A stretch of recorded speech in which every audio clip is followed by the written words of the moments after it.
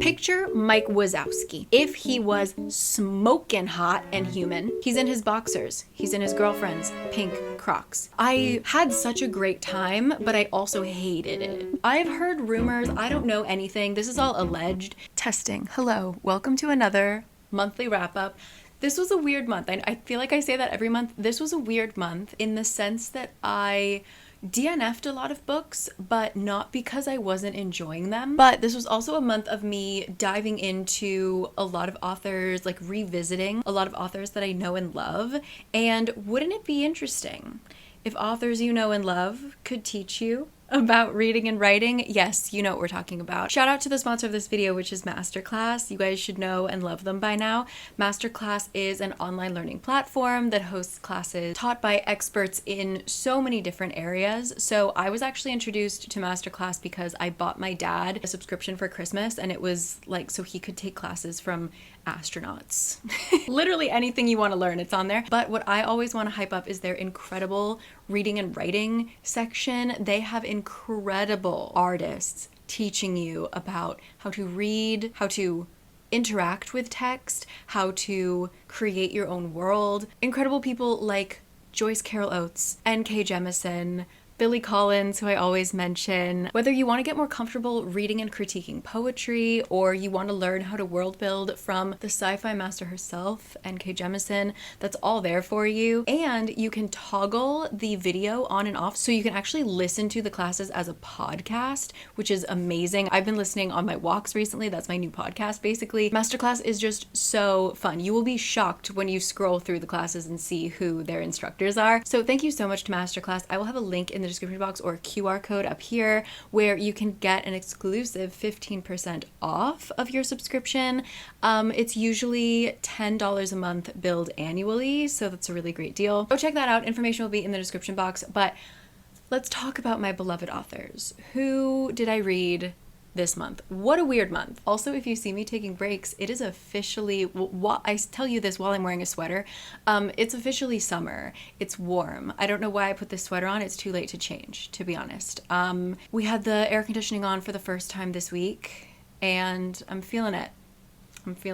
But let's start. This was a month where all of my Libby digital library holds came in at the same time, and I think this is a little bit why I ended up DNFing a lot of books. I'm sort of a mood reader. I try my best to just kind of read, like let Libby decide what my mood is, you know, like if I get a book on hold, I only have a set time to read it, so that kind of decides what I'm going to be reading. But sometimes I'm just not in the mood for that book, and so I think that's really what happened with a lot of these, is I just enjoyed them but just wasn't the time. So not the case for this one though. I did finish this one, and I read Open Heaven. This is about a young boy in a community where he's gay, and I forget if he comes out or if he was outed, but he is pretty much ostracized from his schoolmates, things like that. Even his parents, they're supportive, but like in a weird standoffish way, you know?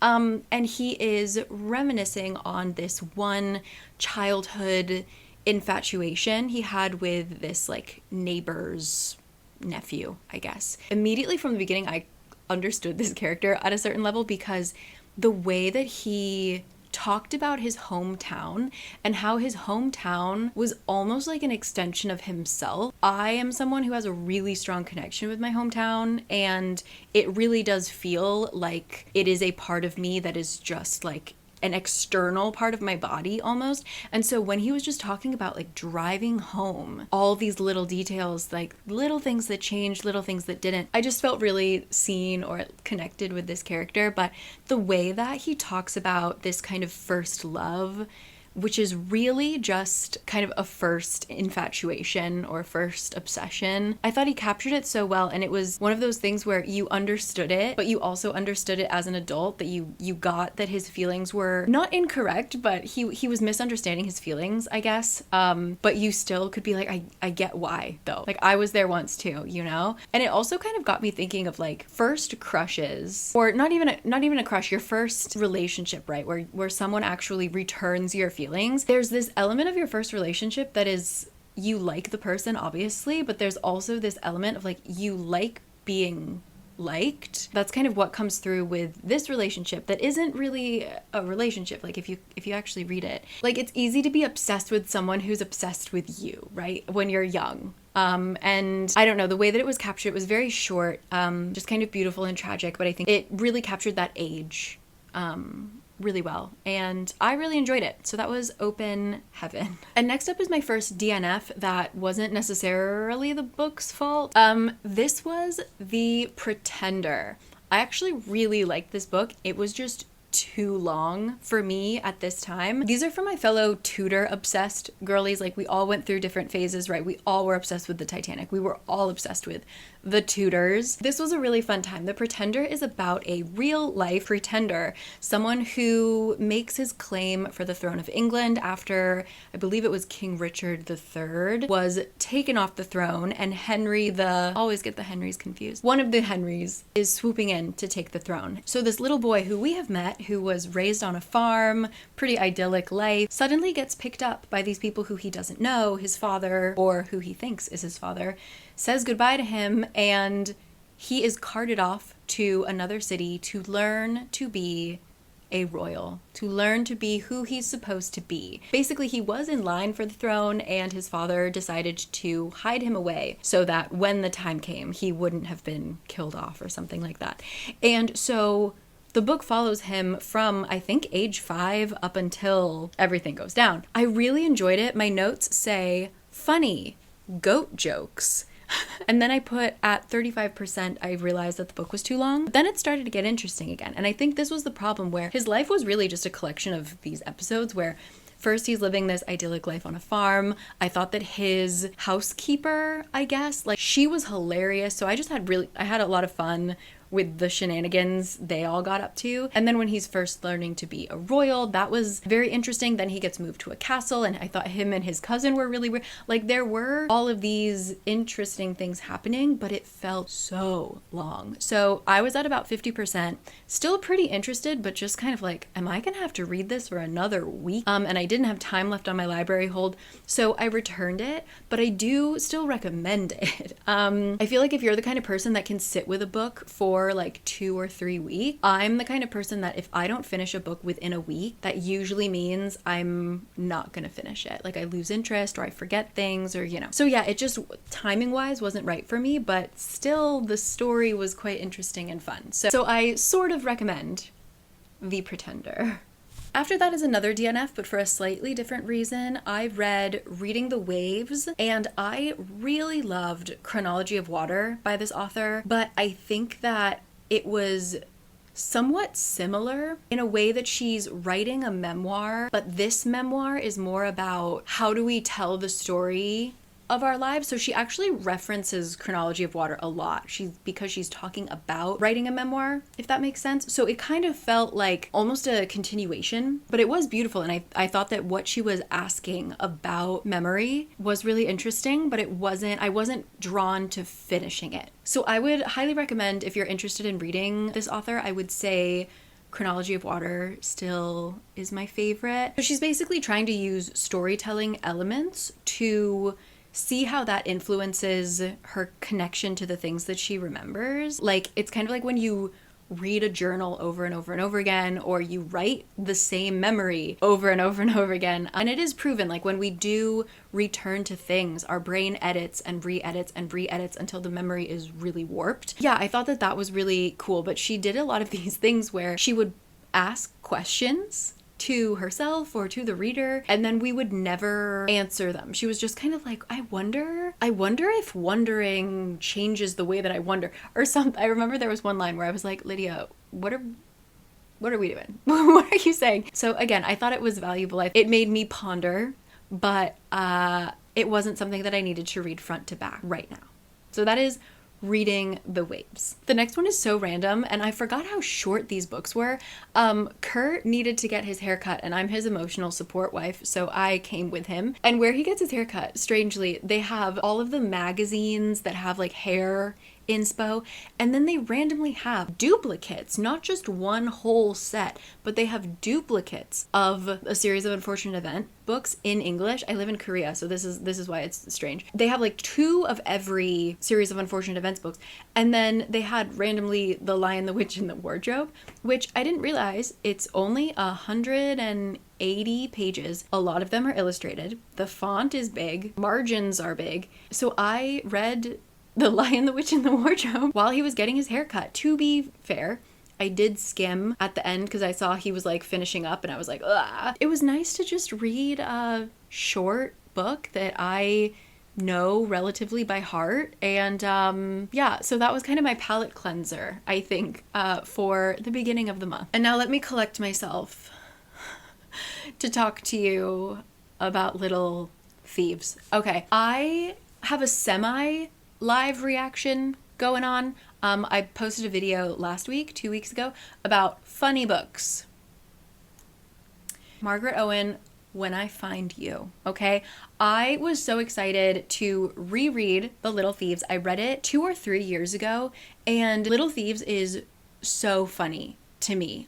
This is a kind of fairy tale retelling. We basically follow a girl who is the goddaughter of Death and Fortune. Because she's mortal, she's not allowed to continue to live with the gods, so she is sent to the mortal realm. She eventually becomes like a maid in this household, and when she finds a magical necklace where she can steal the identity of her best friend / the princess, she takes that opportunity to cause a fair bit of trouble. Let's just say Vanya is such a fun character because she's so destructive and so chaotic, but she's also so soft and gooey inside. I think that Margaret Owen's strength really is focusing on really realistic trauma. This very specifically, she gives triggers kind of somewhat in the beginning. It really focuses on this kind of abandonment or emotional abuse and manipulation, specifically by parents, but it could be by anyone in power over you. Yeah, this feeling of just being unwanted and useless and less than. And she's one of those characters where, and I feel like a lot of us feel like this sometimes, where you've got such imposter syndrome or you've got just like no self-esteem, but then randomly you'll be like, no, actually I'm the shit. Like, I'm the best person on this planet, you know? And that's very much Vanya, where she feels like she is worthless, but she is also, you're never gonna find someone funnier, never gonna find someone smarter than Vanya, okay? That's how she feels. It's very cathartic to read her entire character arc. And I mean her entire character arc, because this is not a book where we get to the end and all of her trauma is gone. You need the whole trilogy. And even then, who knows? So Little Thieves was fun because we have Vanya causing chaos. Then we have a kind of detective character, you could say, coming to investigate some of the crimes that Vanya has committed. And their dynamic is golden. Just so fun. I really, really loved Little Thieves. Love, present tense, still love it. And I liked it even better on the reread, which is great. And I will say, if you are looking for a funny book, as I said in my funny book video, read this as a standalone. You can. I think it ends in a way that is really open-ended, but satisfying as a standalone. Because what happens in the next 2 books, 2.5, might I add. I've got some notes. So next we go into Painted Devils, which is the sequel. There is a time jump. And this is important because in Little Thieves, I think they're 16 going on 17 going on 18, you know, and now everyone is like 18, 19, let's say. Without any spoilers, Vanya is heading out to continue her journey of understanding and loving herself and kind of putting herself back together from all the ways that her life has kind of made her feel scattered and misunderstood. So that means she's going to try and find her birth family, because the reason she was raised by the gods of death and fortune is because her mother gave her away. Thought she was unlucky. And as Vanya is making her way just like casually through the kingdom, searching for meaning, as one does when they are young, she gets in a bit of trouble and she is chaotic. So she does this thing where she kind of lies, and then her lies make her lie even more. And it gets to the point where she accidentally starts a cult. I know. it's actually really seamless. Like the way that I loved the beginning of this book, like the way that it actually unfolds is very believable and funny, and only Vanya could do this. But what happens when the fake god that she created, right, this whole story that she's spinning, what if that god is real? And what if that god comes to life and demands a human sacrifice, and that human sacrifice is the boy that she's got a big fat crush on? So we go on this adventure to try and like break the curse that has just been set upon this boy.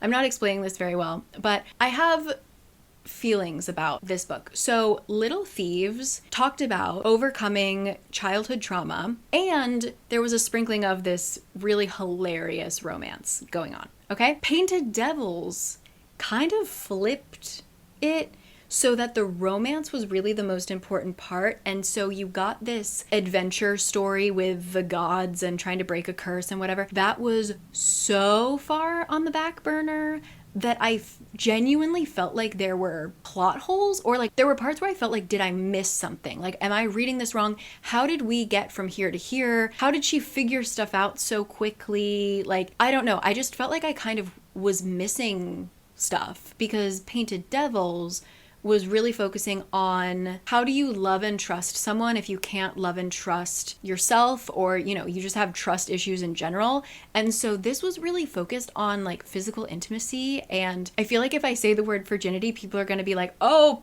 purity culture. Oh no, it wasn't. It was more about like, how do you trust? It was literally more about trust than anything else. So because of that, it was just a lot of these awkward scenes of them getting almost steamy and then being interrupted for like the whole book. I don't know. I think looking back on it, I like it even less. I enjoyed it as I was reading it, I think, because I just love those characters so much, but it was really because I loved the characters, not because I loved anything that was happening in the book. So that was Painted Devils. I'll just stop there, okay? I still say give it a try. Some people really liked it. I just was kind of shocked by it, and I also feel like even though there was a time jump, in my head, it still felt like these kids were 16, and I was sort of like, I don't need to hear about this.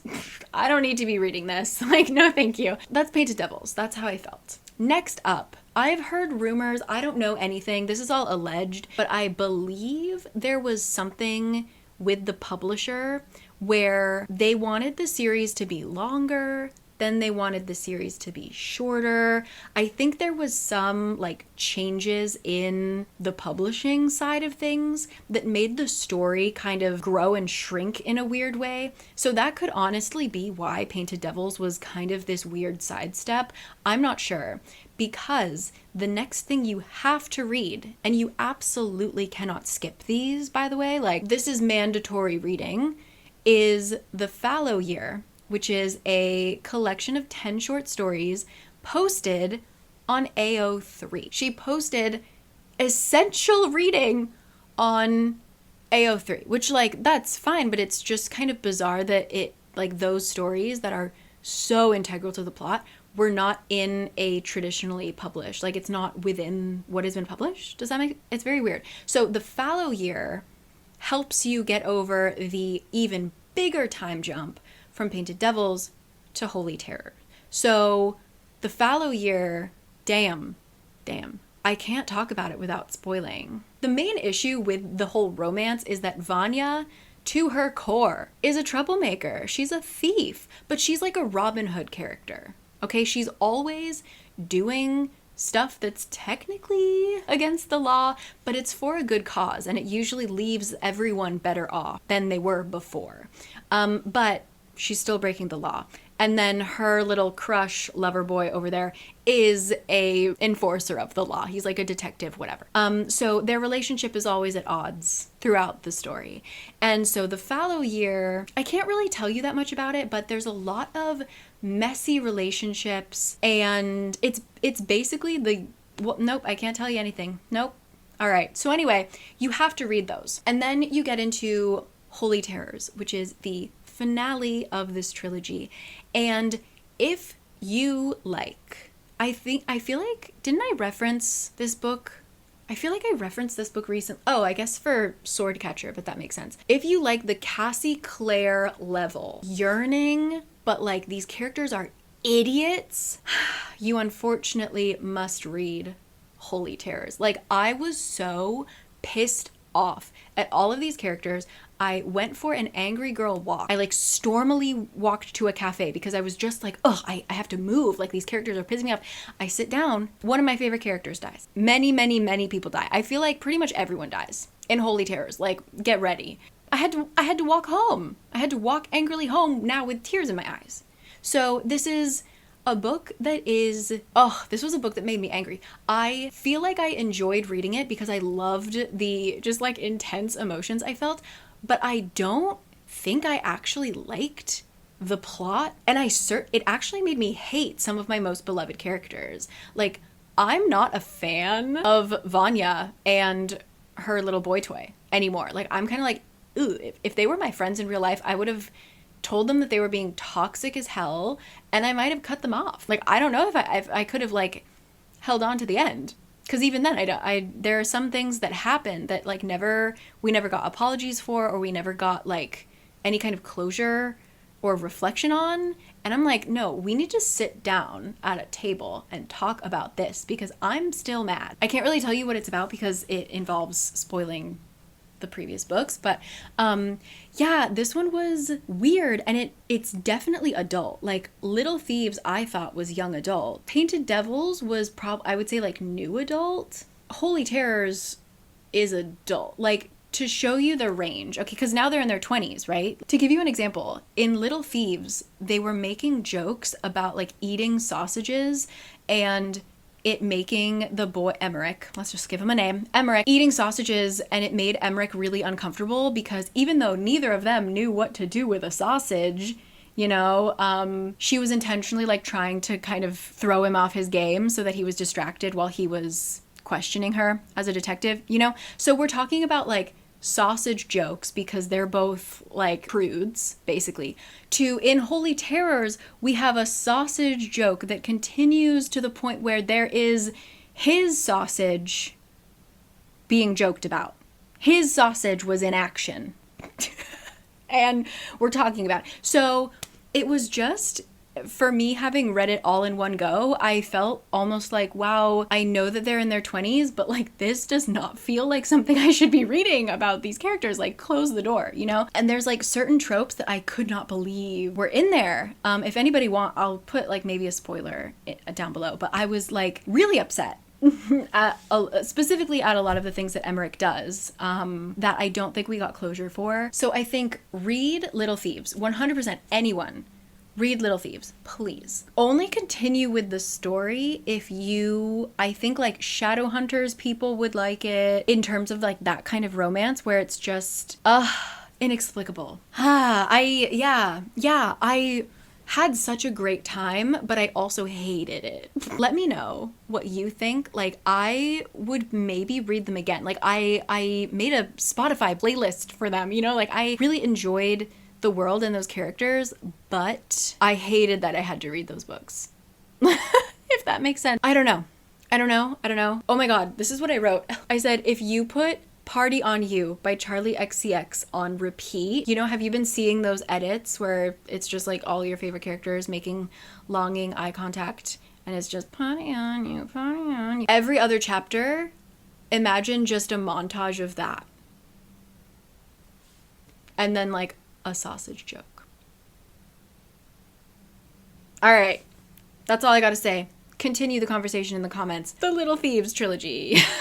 Next up, very quickly, continuing, I was in my funny books era. I read MORT by Terry Pratchett, my first entrance into the disc world, or just disc world.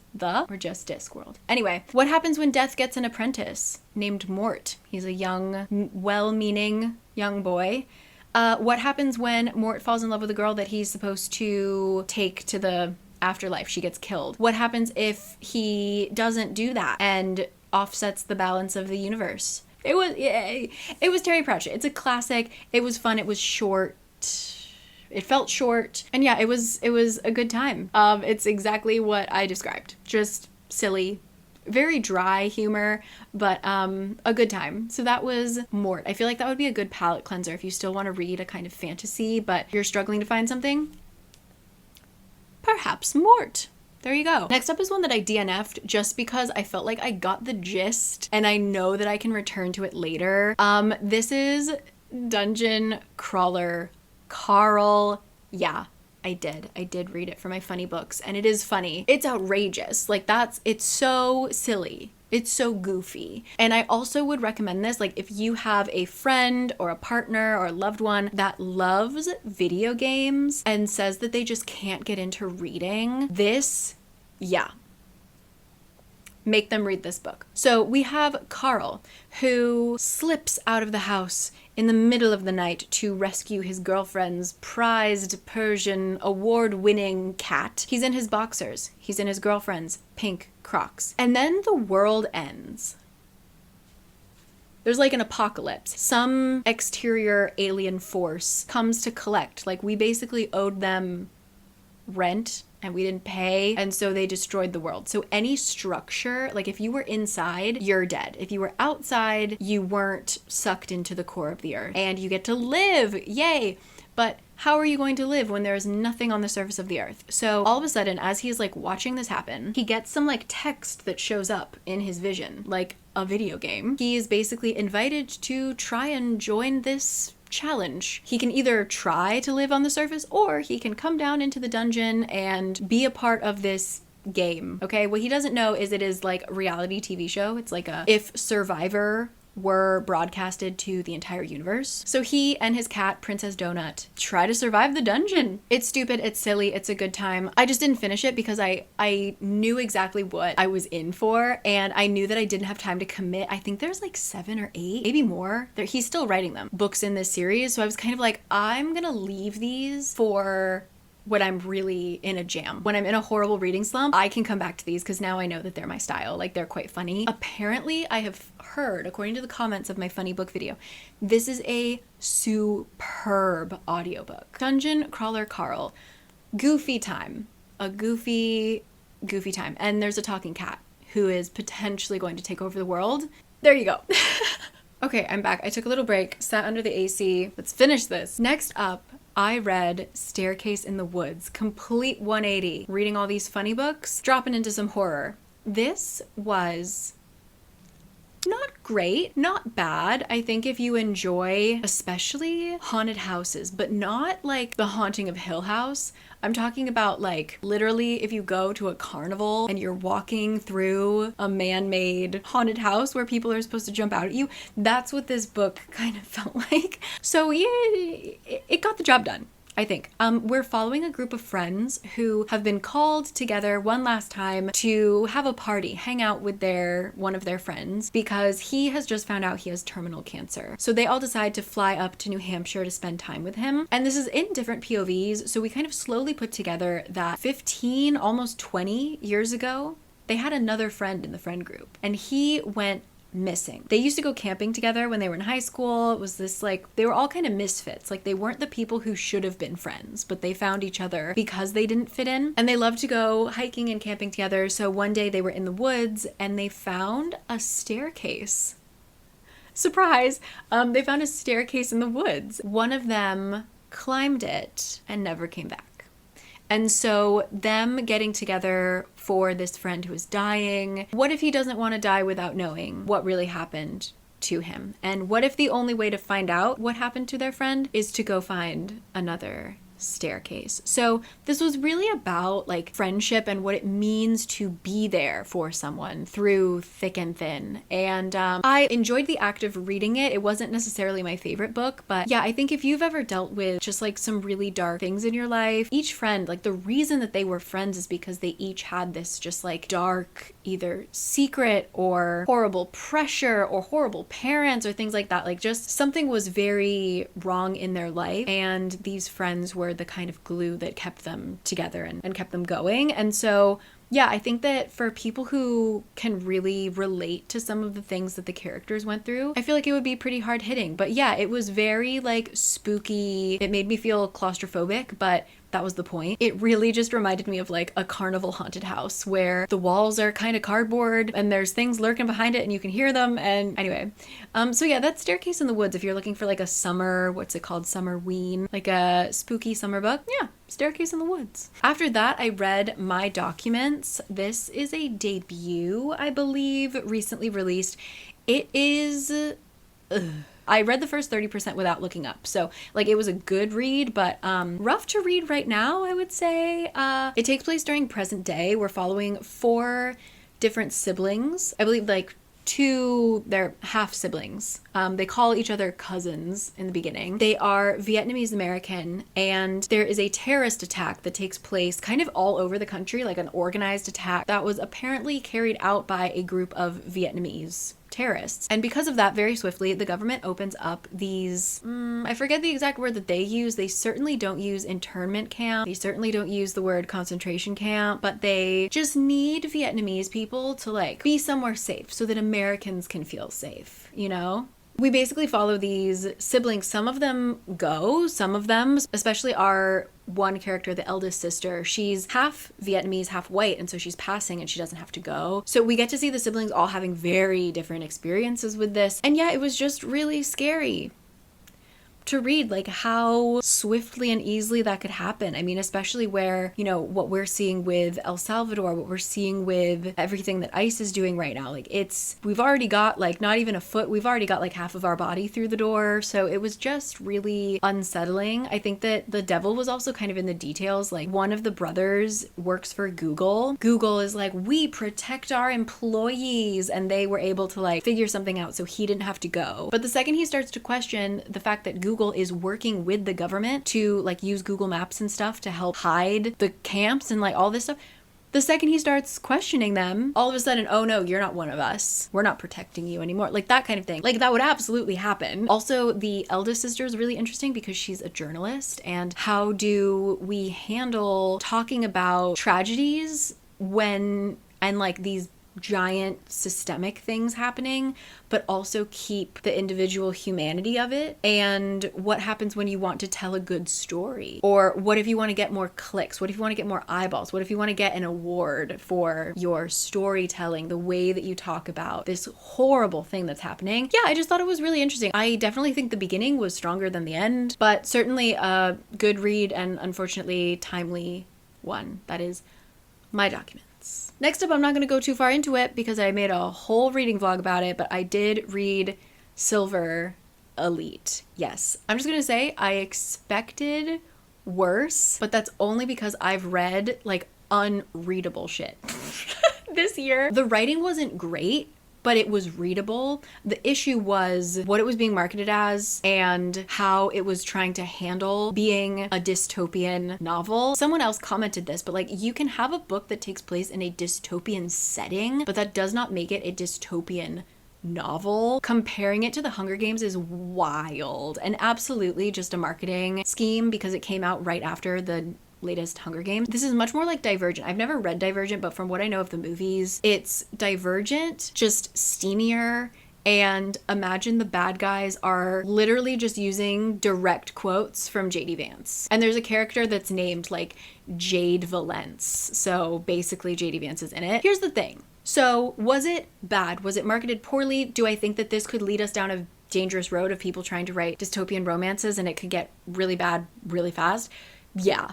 Do I think that people who haven't read the book are saying wackadoodle things about it? Also, yes. So I'm not defending the book, but I do think like there's so much in the book that is critiquable and we should discuss it and we should talk about it. But what I'm seeing most discussions about, at least from when I've, like, this is a couple weeks ago, but like what I saw on like booktok and things like that, people were discussing things that didn't happen in the book. The villains are the ones saying the kind of right-wing stuff. If we're gonna say right-wing propaganda, it's coming from the villains. We are told as the audience, bad. If bad, why hot?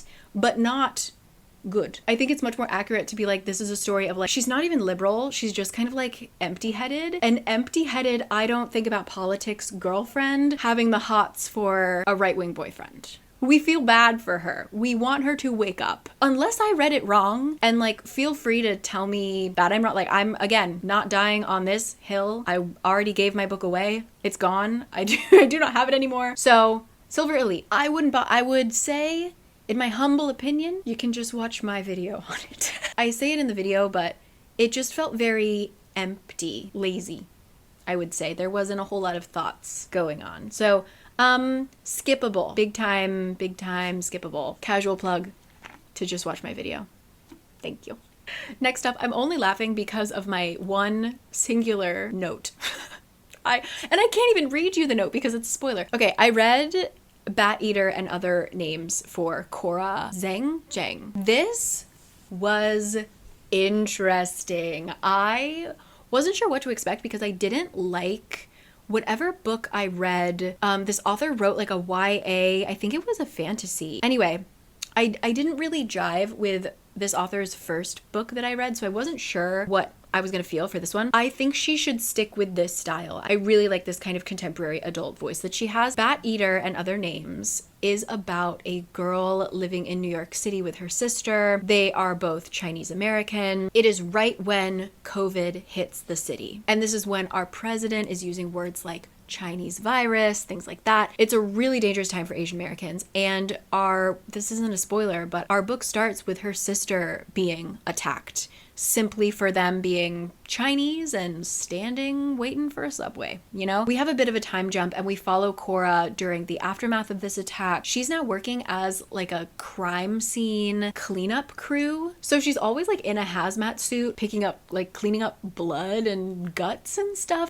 When she starts to notice a pattern in the deaths that she and her crew are often called to help clean. For some reason, someone seems to be leaving bats near all of the bodies of these coincidentally Chinese Americans who have been killed. We kind of follow her as she and her team, who I really liked both of those characters, her friends, as they try and solve these serial murders that no one seems to be caring about, but also existing in a world that is still going through COVID. I'm not sure if she ever really like puts a name to her symptoms, but one big thing that she has to live with is she is incredibly scared of germs. Like she has to, not even like after she's cleaning a crime scene, but just in general life, she doesn't like people touching her. She has to scrub her hands. Her house smells like alcohol because she just scrubs everything. So just existing in the city is very difficult for her as she's doing this. And to add on top of that, she might be haunted.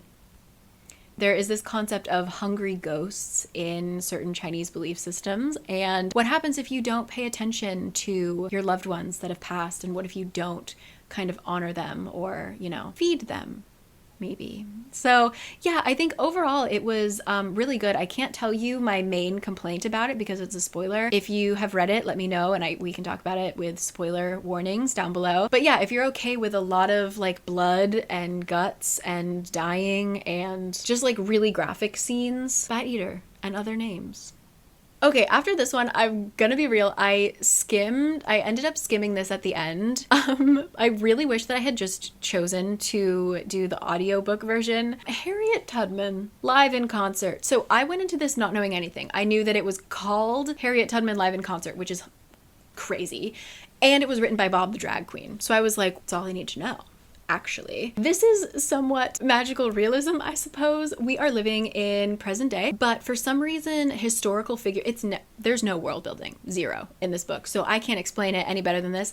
Historical figures just start popping up. I don't know. So like Cleopatra is an Instagram model, things like that. And Harriet Tudman is back on the scene and she calls up our main character, who is a not super well-known songwriter and producer, and she wants to record an album. She wants to combine hymns or songs of her time period and mix it with like present day hip hop in order to just kind of keep that connection and teach people about their past and things like that.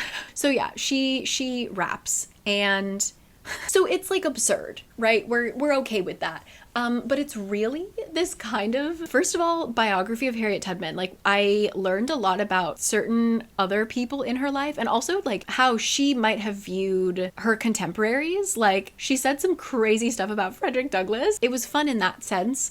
I think it, for me, just got a little bit long, especially kind of in the 75% point, but it just posed a lot of interesting questions about like, what is freedom and what is joy, and what about things like sexuality, what about things, because that's especially what our producer is kind of struggling with, and can you have joy without being free? And yeah, I'm glad that I read it. I do really wish that I chose to go the audio route though, and I would really recommend that you do that instead. To read it, it got a little slow, but I still think if that sounds interesting to you, for sure give it a go. It also helped that I could absolutely only picture our main character as Bob the drag queen, so it just was a fun time. There was like obviously darkness in it when you're talking about the Underground Railroad, when you're talking about, I mean, I never thought about like what did Harriet Tubman do after. Yeah, go for the audiobook, but Harriet Tubman live in concert. We're almost done. Then I read The Merciful Crow. So I was kind of floundering. I was picking up books and putting them down. So I decided to just continue on my Margaret Owen kick and read her other duology, totally separate from Little Thieves, called The Merciful Crow. It's a duology.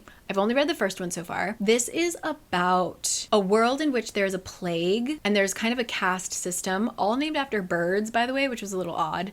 Took some getting used to. For some reason, only the crows are immune to the plague. So that immediately made their job in the world to be the collectors of bodies, things like that. They work with the dead. And then, of course, they are the kind of untouchables, right? They have no rights. They're kind of just these nomads roaming until they get summoned by a village to come collect someone who has inevitably died of the plague, right? What happens when they go to pick up some bodies from this one place and they aren't actually dead and they were just trying to escape the city? And what if those people are the prince and his bodyguard?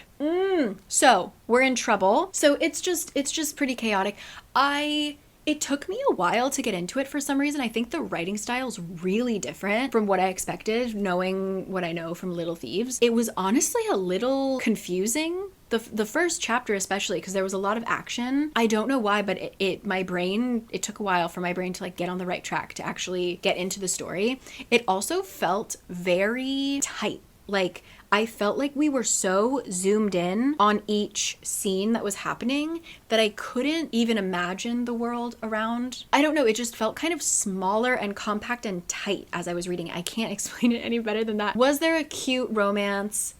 Yeah. But yeah, I didn't love this one as much as Little Thieves, but I think I will continue it because the ending got good. Like the twist in order to get us into the next book, I thought that was well done. So I will finish it eventually, but not in a rush anytime soon. That is The Merciful Crow. Change my mind in the comments. Tell me to read it right away and I will.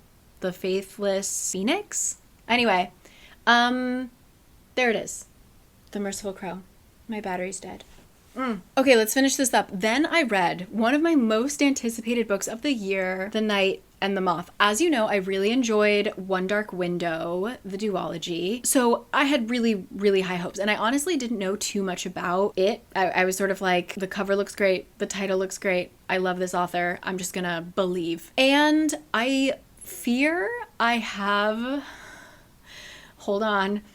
I feel like I have an unpopular opinion. I fear that my expectations might have ruined the book. And obviously I will explain myself. So The Night and the Moth takes place in a kingdom that worships 5, maybe 6 different omens. And these omens, omen is basically a word for God, right? So these omens all have different objects. So like one has an inkwell, one has an oar, like those kind of things.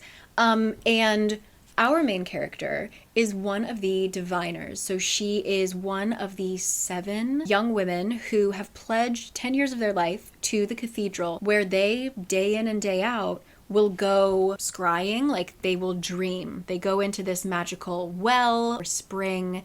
They drown multiple times a day. They drown, and then they are given these visions of these omens and these objects, and they're able to kind of answer questions, like if a farmer comes and is like, how are the crops going to be this year? They can, you know? So that's what our main girl does, and our story starts when the new king, this young boy who has been given the throne, comes to read his fortune. And without spoilers, this visit kind of like shakes up this girl's world in many different ways, but our story really starts after this, when her sisters start to go missing one by one, and when she decides to finally, for the first time in 10 years, leave the cathedral's grounds to search for them, she ends up going on this adventure with the king and his knights to figure out what is happening to these girls. I really liked this setup. I think I really liked the first probably 40% of this book. I thought that our main character was really interesting because she was super sheltered, but she was really confident and pushy. And like, she wasn't meek because of her being sheltered. She was almost like overly confident. So I liked that for her. Love that for her. I loved the setup with these omens and the objects and how each hamlet or little village in the kingdom, each is dedicated to a different omen. So they all have like a very different style and belief system. Loved.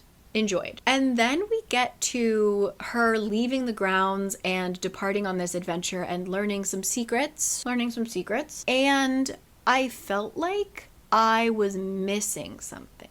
This isn't a spoiler, but the omens aren't what we think they are, and maybe the kingdom would be better off if we didn't have this kind of religious fervor, right? But I didn't really understand what the omens did. I feel like from what we know of the omens, they were manipulative in the same way that any religion is manipulative, like making you think that if you act a certain way and give up a certain amount of money, or like donate to the church and things like that, you will get further in life. Like, that's just very classic. That's just what religion does, you know? Like, it's just a bank in a different font. I just really didn't get why there was such a focus on us needing to overthrow the gods. How was a monarchy gonna be any better? I just didn't really understand the motivation behind it. So then it made each kind of step of the story feel a little like, what's the point? Like, what are we doing? I thought we were supposed to be looking for the missing girls. Also, I felt like this book, for the amount it was trying to fit in, felt quite short. So we have to do like 5 different trials, essentially, like battles, but you know she's going to win every single one of them. I don't know. It just, for me, the more that I think about it, the more that I really didn't like it. I also didn't get the romance, like, other than he's a grumpy knight and she's this like girl that stands up to him. It felt really sudden. His kind of change in character and his kind of obsession with her felt really sudden to me. I don't know. I like kind of enjoyed the act of reading it, but as I'm talking about it, I'm getting more and more upset. I loved Maud, who is like the mom knight. She's like the older female knight, and she has like raised these stupid kids to the best of her abilities, you know. I really liked her, and I loved our trusty sidekick, the gargoyle. I pictured him as Bartok, like a giant Bartok from Anastasia. Highly recommend doing that. He is the king of my heart. King of my heart. Like, I truly stuck with the story for him. Yeah, I was just like, I felt like the world building was really lacking. I was just quite confused and let down. And yeah, like I said, I loved the beginning, but then once the action actually starts and we kind of start our quest, it fell apart for me. The gargoyle and Maud held it together. Maud held it together. Let me know how you feel. I wanted to love it. Like, I wanted to love it so much, but there was just so much lacking to me. And also, like, the whole focus on everything being stone, all I could think about was like, damn, how heavy. Like, there are certain things that keep turning into stones, or like that are stones. And I was just like, that must be really cumbersome to carry all of those stone things around. Anyway, so I was just my mind was getting distracted by these small details because I was just kind of bored and confused. So please let me know your thoughts, because I know I'm in the minority here. I wish I loved it. So do I need to reread it? Did I miss something? The Knight and the Moth. And then finally, the last book I finished, because I'm still going to talk to you about one more. Oh my God. I read The Bride. So someone recommended this on Instagram and it was in their story, so I can't go back and check. This is not a person I would thought would like this book, so I read it mostly just shocked. So I can't go check if I dreamt this or not, but anyway, yeah, I read The Bride. This is Outlander shortened and funnier. The first 50%, I had to take every little fiber of feminism out of my body to read this book. The first 50% of this book is, oh my God, like, you know when people are mad in Outlander about the one scene where he like beats her. I say that so casually. He does, and people really hate that, but that is technically culturally accurate for like a Scottish husband and wife in that time period. Take that and like times 10. He never puts a hand on her, I do want to say. Like this, there's none of that.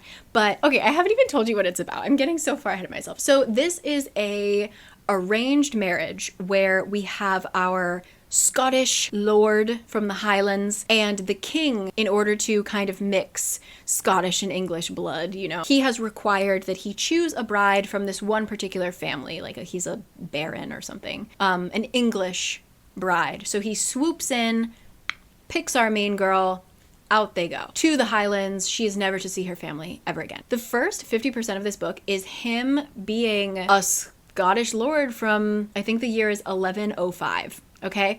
And it's very much like, listen, you need to defer to me at all times. Like, you are my property. Like, what do you mean you want to go see your family again? I'm your family. You're my property. Like that kind of vibe. But at the same time, he's really nice to her. I can't talk about this book correctly. Once we get to 50%, she puts her foot down and starts teaching this man how to be a good husband.